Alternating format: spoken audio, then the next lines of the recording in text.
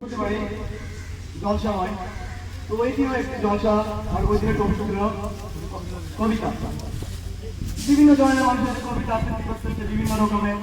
তো আমি ভাবলাম যাই একটু কবিতা আবৃত্তি একটু দেখে আসি কে কিভাবে কবিতা আবৃত্তি করে। যাই হোক আমি গেলাম, ওইখানে আমার টপিক ছিল কবিতায় কবর। সবাই কবর নিয়ে কবিতা আবৃত্তি করতেছে। ন্যাচারালি কবিরা যেভাবে কবিতা আবৃত্তি করে ঠিক সেভাবে এখন আমি দেখাচ্ছি কবি করে আবৃত্তি করে।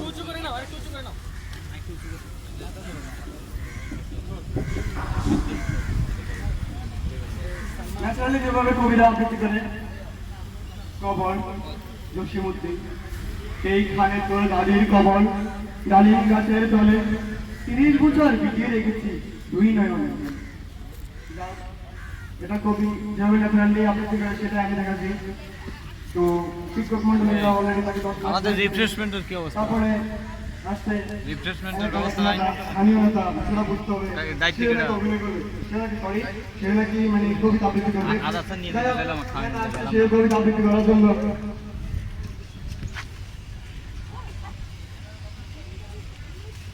আমি একটু সময় নিচ্ছি আমার অভিনয়ের জন্য, যেহেতু অভিনয়ের জন্য সবকিছু দরকার, তাই আমি একটু সময় নিচ্ছি।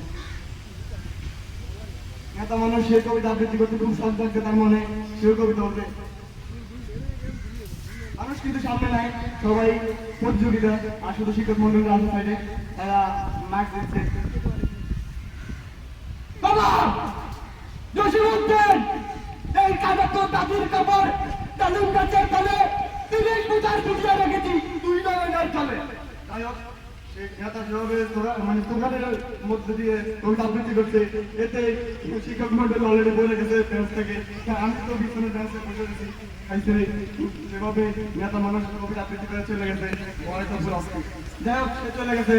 এবার একজন মানুষ আসছে, সে মানে ন্যাচারালি সে সবসময় হাসি খুশি থাকে। আমার ফ্রেন্ড আছে, সে সবসময় আসে, কথা কথা হাসি, কিন্তু সেও আসছে মানে কবিতা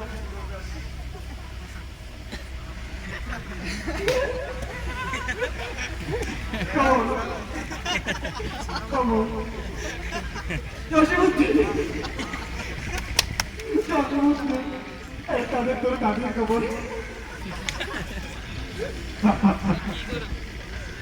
এই ডালিম গাছের তলে হাসতে হাসতে সে কার কবিতা বলতে পারতো না, সে চলে গেছে।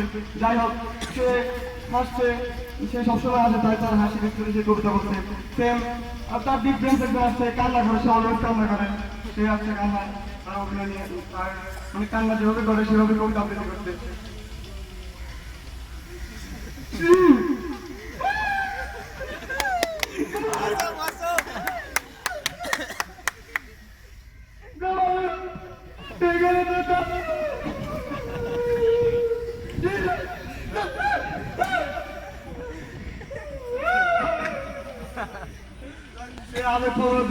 কবিতা বলতে পারতেছে না, সে অলরেডি চলে গেছে, সে আর কবিতা বলবে না। যাই হোক তারপর একজন মানুষ, সে কি বলবো মানে গোসল টোসল করে না, গায়ে ফুল প্যান্ট আছে আর কি, সেও আসছে মানে কবিতার আবৃত্তি করতে। যাই হোক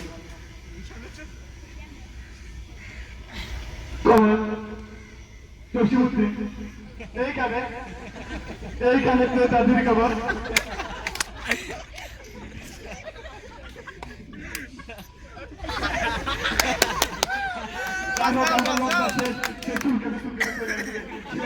বলতে পারে না। যাই হোক তারপর নেক্সট আসছে, সে মানে কথা বলতে পারে না, তার মুখের ভাষাটা একটু মানে তোতলা যেটাকে বলে আমরা নর্মালি, সে মুখের ভাষা সুন্দরভাবে বলতে পারে না। সে আসছে তার কবিতা নিয়ে কবিতা আবৃত্তি করার জন্য।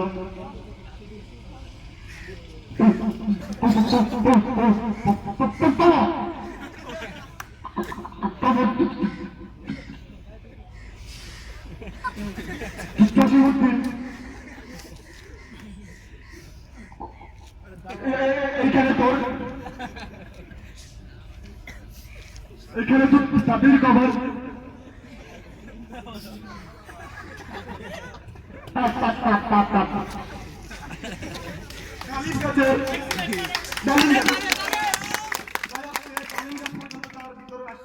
আর উপরে উঠতে পারতেছে না, ডালিম গাছের আগায় জায়গায় বসে আছে তাহলে তো আর বলতে পারে না আছে কারণ সে অলরেডি আছে যাই হোক, এতগুলো অভিনয় মাত্র একটা। মানে কারণ বাধা কিছু লোক থাকে যেগুলো হচ্ছে গিয়া মানে কমন জেন্ডার আমরা যেটা বলি ফেসবুক 28 নেমে যারা মনে করেন যে ফেসবুক আই খুলে 28 নেম মানে কমন জেন্ডার মানে নিজের নাম মেল ফিমেল যেটা বলা যায় তারাও আসছে কবিতা আবৃত্তি করার জন্য সেই কবিতা আবৃত্তি করবে কভার এই কভার আছে কভার কভার কভার আছে কভার এই তাকাচ্ছিস কেন রে তুই উপর দিকে তাকাচ্ছিস কেন আমার দিকে তাকা পিছের দিকে তাকাচ্ছিস কেন রে কভার এইখানে তোর দাদির কভার কভার জসিমুদ্দিন এইখানে তোর দাদির কভার কালিম গাছের তলে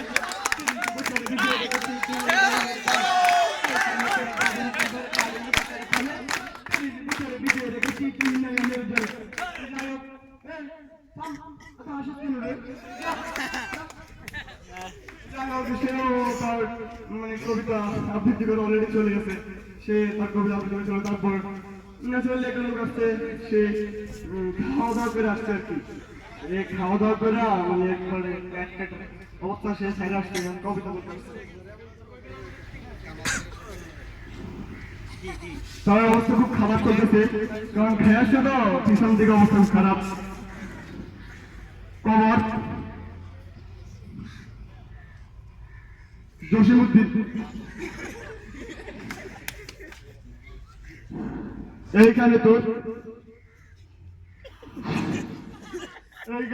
দাদির খাবার ডালিম গাছের তলে 30 বছর ভিতরে রেখেছি 2 আসসালামু আলাইকুম থ্যাংক ইউ